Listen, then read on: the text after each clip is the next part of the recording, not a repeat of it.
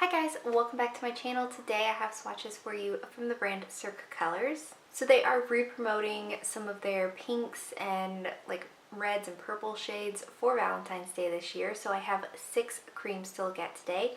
All of these are available right now, so in the description box below I will link the Cirque site, I will link their Instagram page, and I will link my Instagram page where you can see more swatches of everything from today's video. So like I said, we have 6 polishes to look at today, and let's go ahead and get started.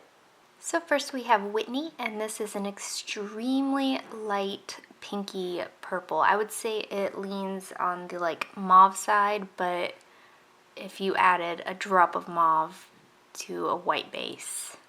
So here's our first coat of Whitney.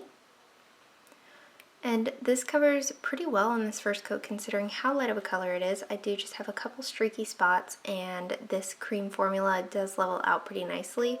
So overall it is going to cover pretty well on the first coat, not completely opaque. So I am going in for the second coat. The formula on this is really good, not too thick or too thin, no running or pooling, anything of that sort. So here's our second coat, and that does cover for me completely in 2 coats. However, with this one, I could definitely see needing 3 coats if you work in super thin coats or your nail line is extremely bold. And obviously there's nothing in here, so it's not going to dry textured or be hard to remove. So there's 2 coats. So up next we have Jane on Jane Street, and this is a dusty rose shade, but again on the lighter side of the spectrum. Here's our first coat of Jane on Jane Street. So this one also covers pretty well here on this first coat. I feel like it's not as opaque as the last one. This one does have more of a jelly quality to it, but leaning more on the cream side of Crelly.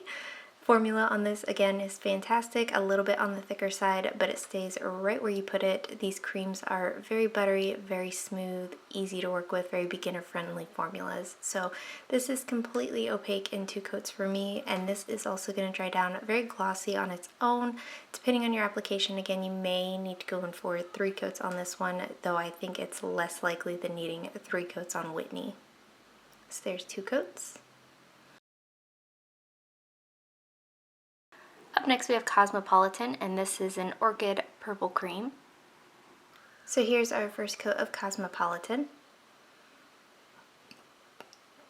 So this covers really well here on this first coat. I can barely make out my nail line, but I am going to go for a second coat. I know this one dries down a little bit pinker than when it goes on, a little bit darker, so it does make the little bald spots more apparent once it's dry. So here's our second coat, and that does cover completely in 2 coats for me. Again, this one is going to dry down nice and glossy all on its own.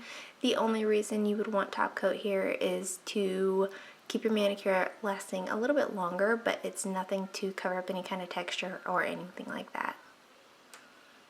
So there's 2 coats. Next up we have Vie Boheme, and this is a deeper eggplanty purple cream.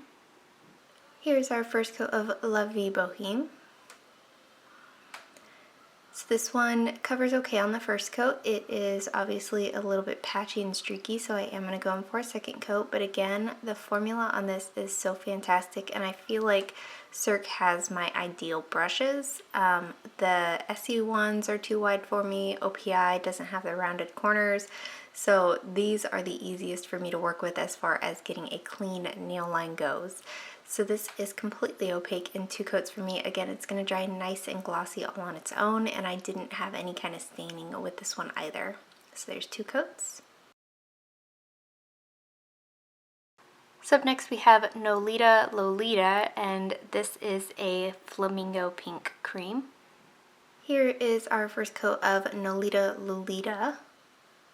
So this one's a little patchy here on this first coat. Overall though, it does cover pretty well.